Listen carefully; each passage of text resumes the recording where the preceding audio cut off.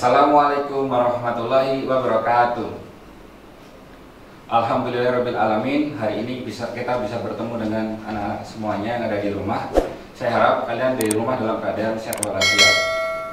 Baiklah, sebelum pelajaran kita hari ini mulai, marilah kita berdoa terlebih dahulu dengan membaca basmalah bersama-sama.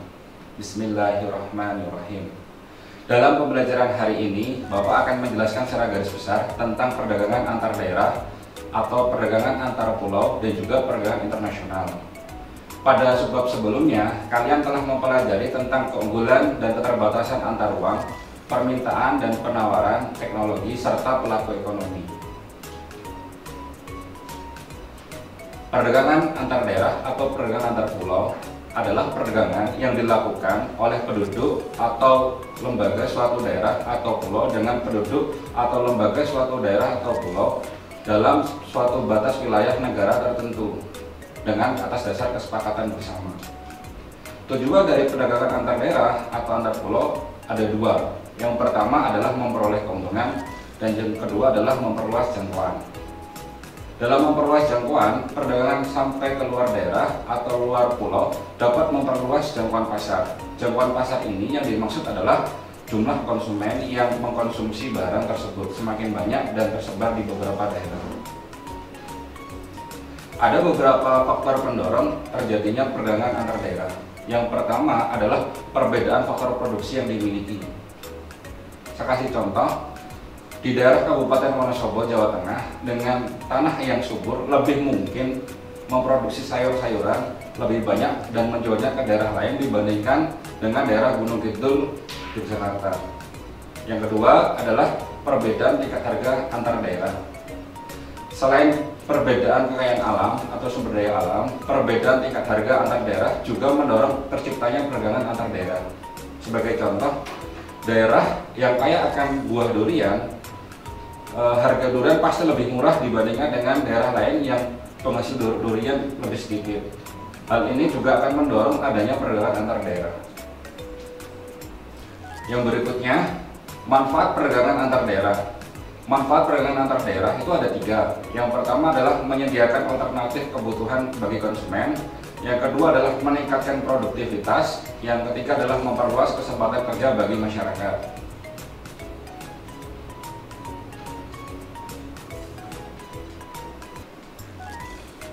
Yang berikutnya yang akan saya jelaskan selain perdagangan antar daerah atau perdagangan antar pulau, ada juga perdagangan internasional, sering disebut juga dengan perdagangan antar negara.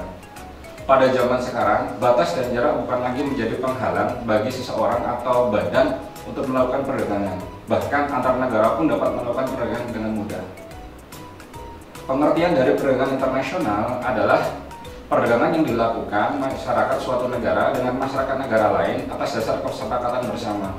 Masyarakat yang dimaksud dapat berupa individu, kelompok, lembaga, pemerintah, atau negara dengan negara lain. Oke. Ya, dalam aktivitas perdagangan internasional sering disebut dengan kegiatan ekspor dan impor. Ekspor merupakan kegiatan menjual barang atau produk ke luar negeri. Ekspor dilakukan oleh seorang atau badan. Pelaku ekspor ini sering disebut dengan eksportir. Impor merupakan kegiatan membeli barang dari luar negeri. Seseorang atau badan yang melakukan impor disebut dengan importir. Seseorang importir membayar barang yang ia beli dengan mata uang asing. Importir dapat menukarkan uang rupiah mereka dengan mata uang asing di bank dalam negeri. Selanjutnya digunakan untuk membayar barang yang diimpor. Ada beberapa faktor pendorong perdagangan internasional. Yang pertama adalah untuk memenuhi kebutuhan barang dan jasa di dalam negeri. Yang kedua, keinginan memperoleh keuntungan dan meningkatkan pendapatan negara.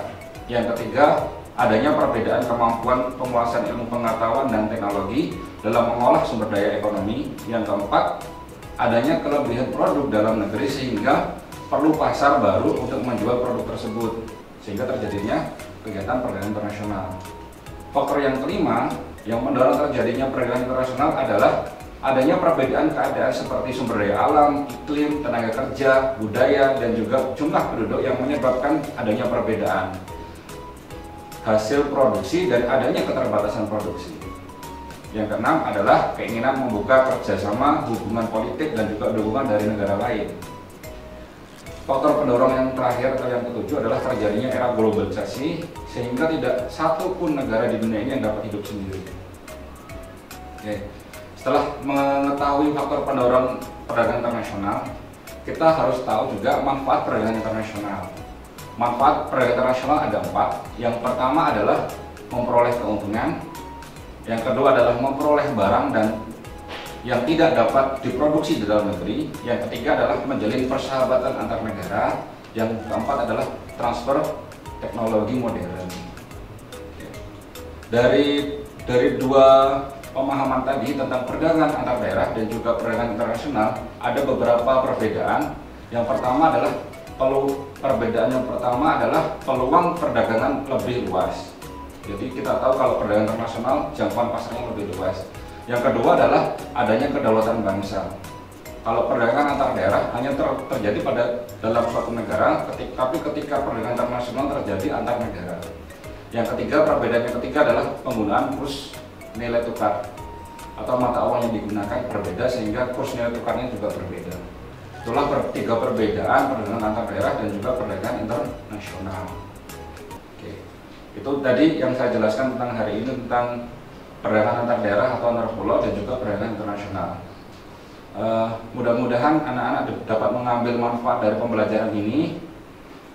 Sebelum saya tutup, saya ingin mengingatkan kepada anak-anak yang masih ada di rumah, yang belajar di rumah tentang 3M, yaitu mencuci tangan, memakai masker, dan juga selalu menjaga jarak agar kita terhindar dari penyakit, terutama COVID-19.